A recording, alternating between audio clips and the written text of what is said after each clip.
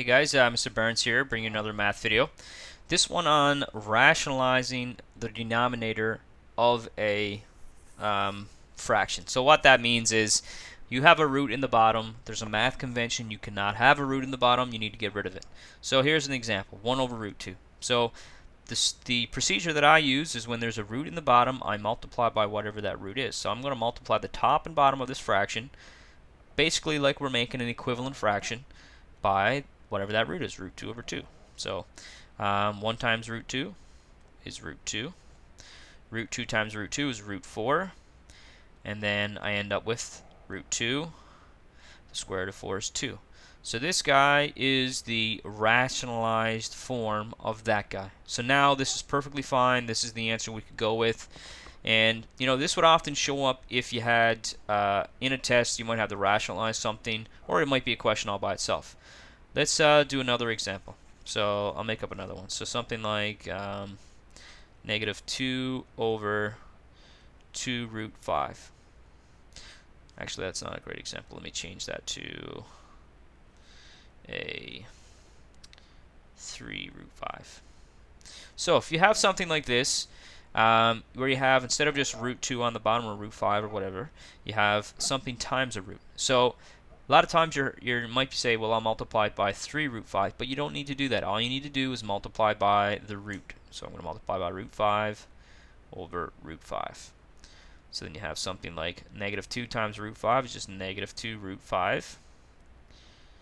3 root 5 times root 5. So remember, we just multiply underneath the root sign, so it's 3 times root 25.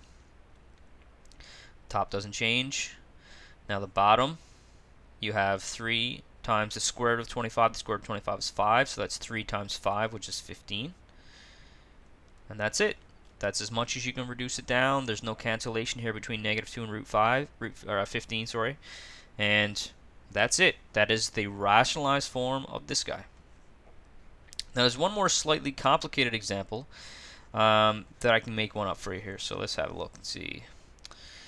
Something like this. So maybe 2 root 3 plus root 2 all over root 3. So this one you have, you know, some addition in the top, so it makes it a slightly harder example.